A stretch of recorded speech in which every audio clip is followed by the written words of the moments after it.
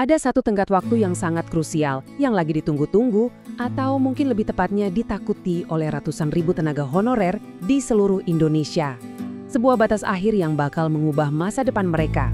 Oke, mari kita bedah lebih dalam. Desember 2025, coba deh ingat-ingat tanggal ini. Kenapa? Karena Badan Kepegawaian Negara atau BKN udah menetapkan ini sebagai, ya bisa dibilang kesempatan terakhir. Ini bukan sekedar penundaan biasa, ini adalah akhir dari sebuah era bagi tenaga honorer di bawah sistem yang kita kenal sekarang. Jadi pemerintah udah benar-benar netapin batas akhir buat skema khusus yang selama ini jadi pegangan banyak tenaga honorer. Nah, mari kita coba bedah. Ini artinya apa sih sebenarnya? Nah, ini kutipan langsung dari Kepala BKN dan dengerin baik-baik ya. Program PPPK paruh waktu ini merupakan skema transisi terakhir. Kata kuncinya di situ jelas banget, terakhir. Ini bukan main-main, artinya nggak akan ada lagi perpanjangan, nggak ada skema serupa.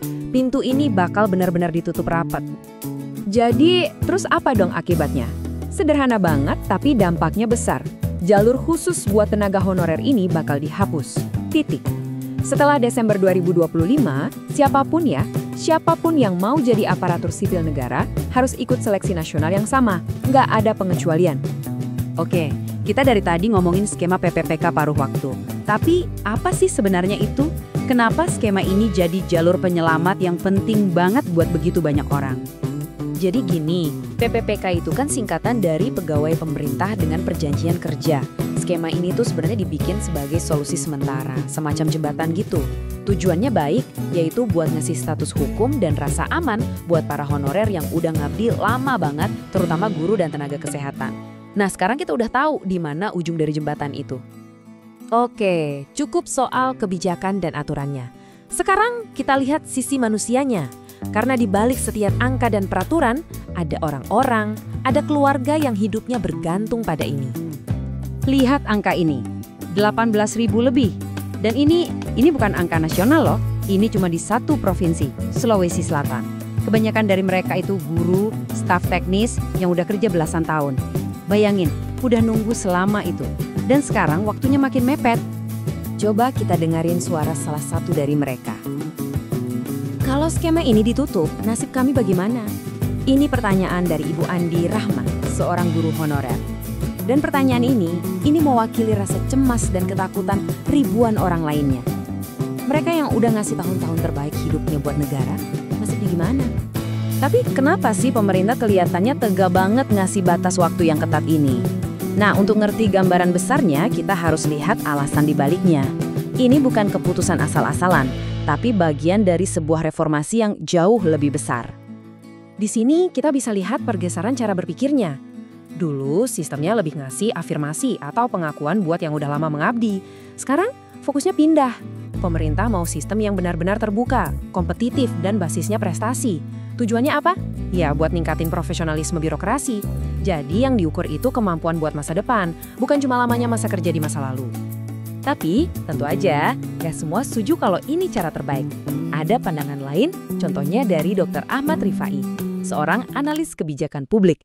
Menurut beliau, ini tuh rasanya kurang adil buat para pekerja senior. Pengalaman puluhan tahun mereka itu kan berharga banget. Jadi beliau usul jalan tengah.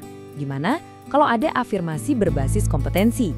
Jadi, pengabdian dihargai, tapi kompetensinya juga tetap diuji. Oke. Situasinya emang nggak pasti, tapi bukan berarti nggak ada yang bisa dilakukan. Nah, sekarang kita bahas langkah-langkah konkret yang bisa diambil para tenaga honorer buat menghadapi ini. Dan penting juga buat dicatat ya, ada usaha buat nyiapin semacam jaring pengaman. Contohnya di Sulawesi Selatan, Pemprov di sana lagi nyiapin bantuan upah sementara. Ini nunjukin kalau ada kesadaran bahwa nggak semua orang bakal lolos dan harus ada solusi buat mereka yang terdampak. Jadi, apa yang harus dilakukan sekarang? Kuncinya satu, proaktif.